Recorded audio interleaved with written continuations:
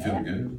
You feeling good after that? No, I'm feeling bad. Give me a word. Give me just one word. How you feeling? Angry? Angry. How you feeling? Angry? And sad. You, sir, with the Brooklyn t-shirt, your sexy self. How you feeling? How are you feeling right now, sir? Good. Any other word describing how you might be emotionally, what state you're in right now? You feel sick? Anyone else? Enraged? Yes. Anybody feel motivated? Anybody feel curious? Anybody feel encouraged? Encouraged to do something, right? So my name is Malik Yoba. Jimmy said, Credo, good to see you, brother. I saw this film, just a little context. I'm an actor, an activist, and among many other things, but I had the good fortune of doing a show called New York Undercover in the 90s. Anybody see that show in the 90s, New York Undercover? You remember that? In fact, my very first sit down with a real cop to do research for that show was this man right here, Jimmy Secreto. He was a lieutenant, I believe, at the time. That was 25 years ago. And so, being an actor and doing a show like New York Undercover, I saw the power of storytelling to transform lives and perceptions about law enforcement. I'm very, very proud of that show for many reasons. One of the reasons it inspired a lot of brown people to become law enforcement officers. And so I heard a podcast, Teray, y'all know Teray? Yes. I heard his podcast, and I stopped. I was up in Martha's Vineyard about a month ago, sitting by an idyllic little pond, listening to this podcast that featured two of the officers in this film. And the juxtaposition of what I was listening to and where I was made me call Teray in that moment. So Teray, these dudes are my heroes. I need to meet them. That's right. Is Teray here? Oh, yes, you're the other officer in the film, in the interview. Yes, I didn't meet you yet. And so I said, I need to meet these guys. And he connected me with Officer Edwin Raymond, and we had a sit down. About 4 days later, he invited me to a screening of this film. I saw the film. I said, any way that I can help you, I need to help you. And so that's how I got here tonight. I'd like to introduce you to the director of the film, Mr. Stephen Maing. Bring yourself down here, Stephen. Come on. Stephen. My Bronx brother. We discovered we were both from the Bronx. Korean American born in the Bronx. I said, who does that? I said, oh. Stephen, take it away. Give some context for this film. What inspired you to make this movie? You know, before we get to that, I just want to say thank you, Malik, for doing this. Thank you, IBC Films, Hulu, and I just want to bring up some of the folks. Yes. My friend, producer Russ Tuttle.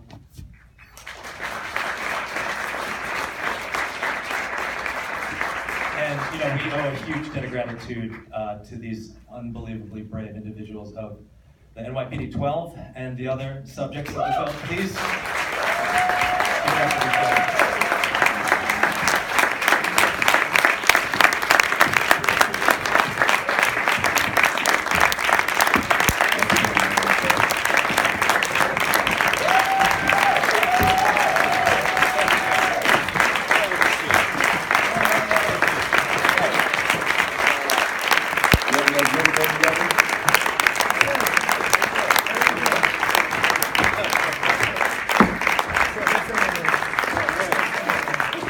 How's that feel? There's more. Is that everybody? Okay. So they've asked me to moderate this discussion. We have about how much time left? 17 minutes left? About that. 17 minutes left. So we're going to be efficient with our time. So I'd like to flip it a little bit. Okay, because I know these people are feeling things, and I'm sure y'all have some questions. So before I ask any question, perhaps we could throw it to the community and see if there's anything to spark off this conversation. Anybody with a burning question? Yes, ma'am. Well, first I want to commend all the officers because I was you. However, I wasn't taught how to stay. I just left because, like you said, you still have to do the work, but not everybody can endure that type of pain at that time, and I gave up 16.5 years. But what I want to say is to the community, we can't do this work without your support. Yes, you have a feeling about the police. However, there are some courageous police within that department, but they really need your support. When they put KKK at my desk in the precinct, it was the community that came and stand with me. It was the new Black Panther Party that stood with me. And right after that, of course, one of them was arrested because they spoke up for me. So it has to be you, the community, that stick with the police, that do take the time to protect and serve you, not the system. Let's give her a standing ovation. Speak about it. What's your name? Oh, I was joking. What's your name? My name is Queen Nasira. Of course it's Queen Nasira. How could it not be Queen Nasira? So, we heard your story. I love that. What I love about that is spirits in the room. Because, hold on, I gotta moderate. Let me moderate. I just want to say this. The only reason I came is because I believe in everything that you said. So I love that you were the first person to speak from the community, because that's what it takes. There's this crazy dissonance, right? Cognitive dissonance between I'm not helping the police. That's what we're told. Don't help the cops. And so for me, having portrayed a police officer and many police officers, 16 actually and counting in my career, the power of the storytelling and for me the dissonance has been how powerful it's been to represent law enforcement in fiction and how it inspires people to move. And so someone else from the community with a question about how you feel this can help move you to do something. Are you committed to that? Yes, because that's what we want to get to. Yes, so I have a question for Sergeant Goodman. Where are you now with moving up the ranks? Because I want to make sure that all of us are staying active in the fight to continue to have diverse leadership. So where are you now, Sergeant? Thank you for the question. Last year around this time, I had just taken and aced the lieutenant's exam. So I'm going to be lieutenant soon.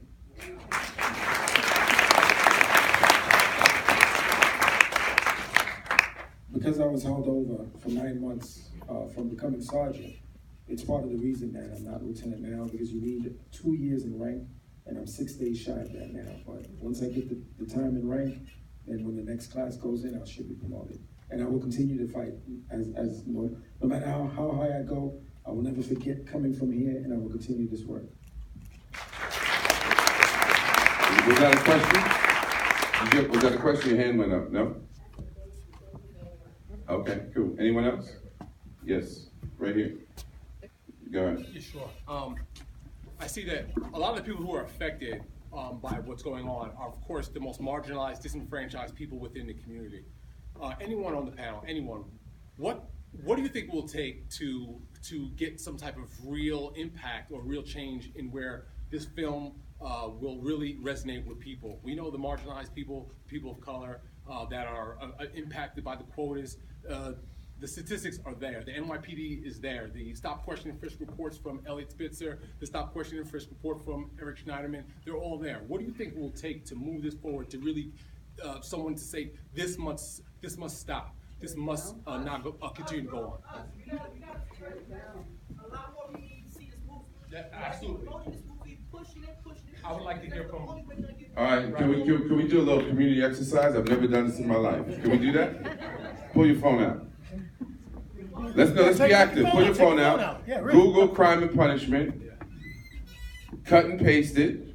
Copy and paste it, and text it to somebody. Right in this moment. Let's be active. If I could do some shameless audience building, because the social impact campaign is one of the most important things that we're working on with this film. If you do pull your phones out and you want to text 31996 and just write the word reform, we will be in touch. All of you will be in touch with all of us, and you will be able to give us suggestions if you have NGOs, community centers, wherever. Anybody wants to see this, we made it very important part of our deal that we could share it with anybody who wants to see this. So please text 31996 and the word reform. I just want to answer your question, and your question was, what do we do? Well, right now, working on a proposal called Department of Civil and Justice to bring oversight over the police department, because you can't do anything. A department can't check itself, correct itself, and monitor itself, and punish itself. Okay?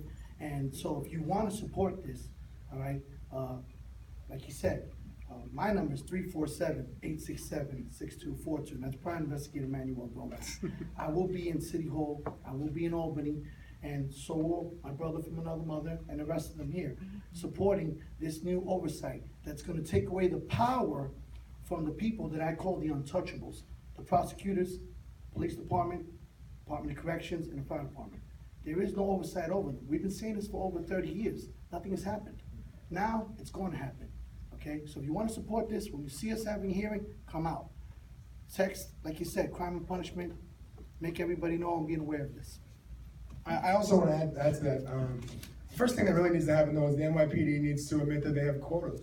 Right now, they say that when this movie came out in Sundance, they immediately put out a press release internally saying that there are no quotas and giving officers the way to complain that there are actually quotas. But they took quotas, they masked them as performance goals, and the numbers are still driving the police force today. When they say that there aren't quotas, if the public can rise up and actually challenge that and look for some substance behind it, they'll see that the quotas are alive and well and still in full effect. So until there's some accountability from the top of the NYPD, our cries will be the only thing that they'll hear.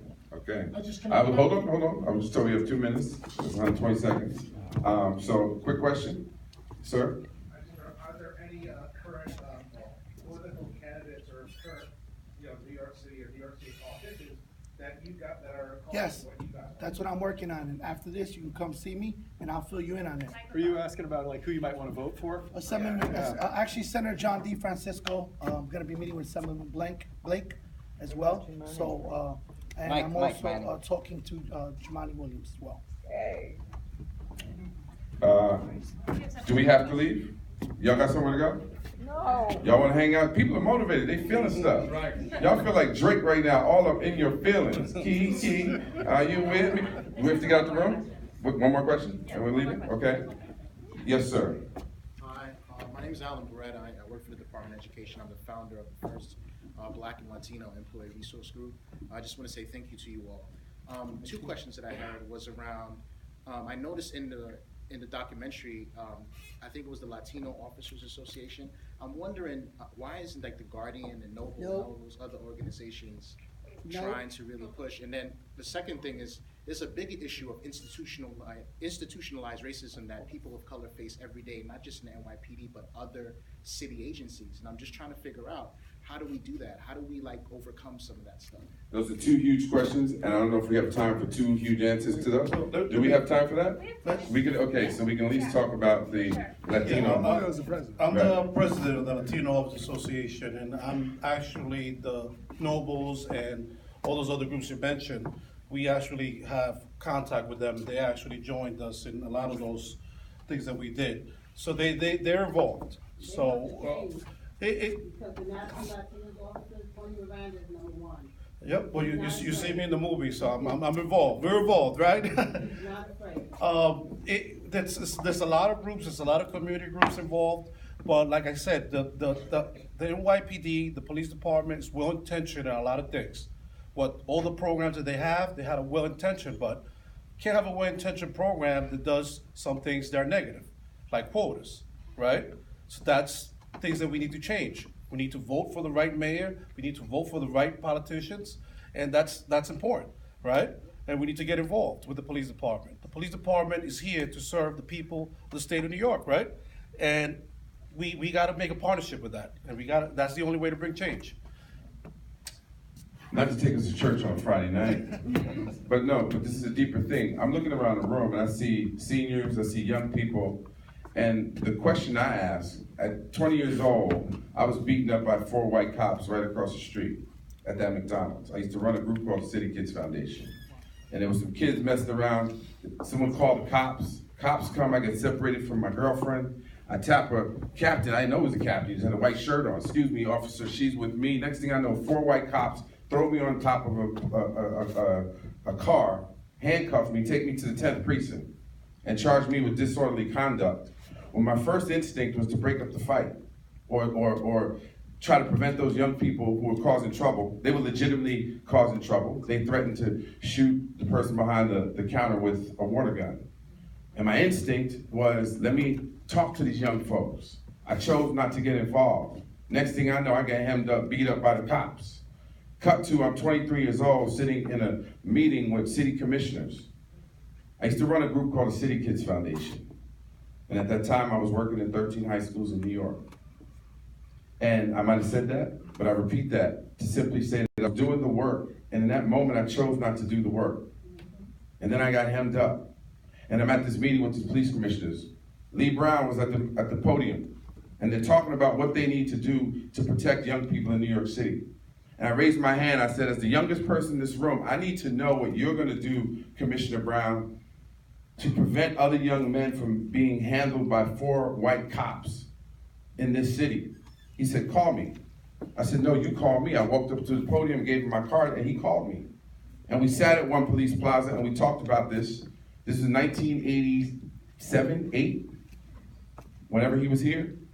And we sat with the police, he assigned me to the police academy to work on anti-bias training. That was in the 80s. That initiative was actually ultimately dropped.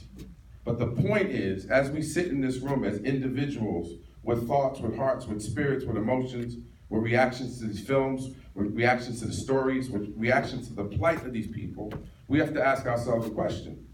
What are we willing to do on an individual basis? We have to sacrifice because the stakes are that high right now. And so I hear people talking about the politicians, and I've been an artist. And Paul Robeson said, artists are the gatekeepers of truth. I've been making movies since 1987. I'm 50 years old. When I worked in those 13 high schools, I said, when I'm 50, I'm gonna run for mayor. And so I asked myself the question, should I forsake my career in Hollywood to commit my life to support people like him? Because he's the one. He is the one that when I look myself in the mirror, I'm saying, do I have the courage to give up my livelihood for the sake of what I believe in? I did New York Undercover, the 3rd season of that show. We walked off on the show for the same principles. Y'all might remember that. And they tried to vilify us in the media and say we were greedy. It was when Friends was trying to get $75,000 an episode. We were just looking for security in ungentrified Harlem. Hot food trucks. But because of my activist background, I had to make a choice in that moment. And so part of it isn't about the police department. Part of it is when we walk in these streets of New York, do we smile at our neighbor? Are we kind to each other? If you're a business owner, are you hiring people that don't look like you? Are you choosing consciously to surround yourself with people that don't look like you, that don't think the way you think? And I don't mean to be preachy or a politician on a Friday night, because I'm in the middle of shooting some TV series right now. But these are the choices that I ask. And I told Stephen tonight, he didn't know this. I was listening to Teray's podcast because I was thinking about what it means to run for mayor of New York City, the city I love. I was born in the Bronx, shot on the streets of New York City at 15 years old, 50th Street between 8th and 9th Avenue. 10 years to the day that I got shot, I went to go do the movie Cool Runnings. One day I'm telling a story about this show that I did called Alphas. I'm driving down 9th Avenue and 50th Street, and there's a poster of my face on the street where I got shot. So I asked myself individually every single day, what is my purpose? What's my contribution? This is the first time I've ever stood publicly in New York City and talked about my aspiration. But how do we heal this city? How do we heal America? How do we heal ourselves? Lee, thank you so much for that. Since we're running out of time. Yes, thank you. We're getting signal. We're going to extend this conversation at the half pint. You are all invited. We want to keep this conversation going, and we want you all to join us. Where's the half pint? It's 3 blocks away. Somebody will help with direction. But I want us to just go down the line and introduce ourselves quickly so that we can all connect if you want to meet us at the half pint afterwards, because I'm getting the signal that we got to wrap. So, Cyrus, you want to start at the end? And just go down the line. My name is Sergeant Cyrus Smith. I'm still on the job, but I wanted to say something. I promise to make this real quick. There's a deep culture of racism and retaliation in NYPD, and it has such a grip on the members of the service, our cops, particularly minority members who chooses to stand up and fight against racism and abuse. And I like to say this, that it affects every core function within NYPD.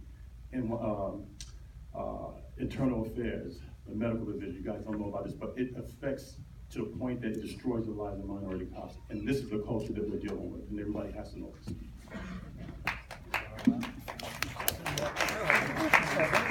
I'm Sarah Wallace from the Channel 4.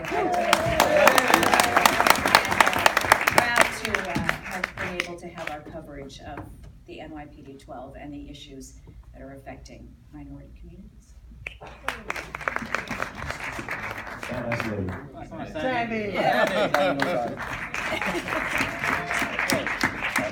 Well, a lot of the issues that are affecting the community has to do with quota. Violence against police officers, disrespect to police officers, it's rooted in the quota system. And also police brutality as well. So all those issues that people don't connect, it's all rooted in the quota system. And quota system is rooted within all the different bureaus of the police department, being equal employment opportunities when they don't do their jobs, internal affairs, and so on. I don't think we have time for everyone to talk. So my name is John Scola. I'm the attorney handling the NYPD 12. Me and my partner. One of everyone else on the stage, actually. Thank you all for coming. Please tell us your friend. Okay. Nice and sweet. My name is also Richie Baez, 14-year veteran at NYPD, for the precinct. My name is Julio Diaz, president of the National Latino Officers Association, one of the NYPD 12. And I've advocated for a lot of the changes in this movie as president of the NLOA. If you guys want to talk more, be me at the half pint. Detective Waller, retired 24 years. That's my partner back there, my ex-partner back there, Joanna. Where you at, Joanna? She's still on the job fighting. I'm private investigator Manuel Gomez. And before you leave, I bought 60 lobster tails so you can try. I'm not lying. They're actually in the hallway. So the first 60 of you that get out that door, grab one. Okay? Outside. Huh? It's right outside the door. You all know me, I'm Steve Maing. Thank you so much for coming out. Please spread the word about the film. Sergeant Edward Newman.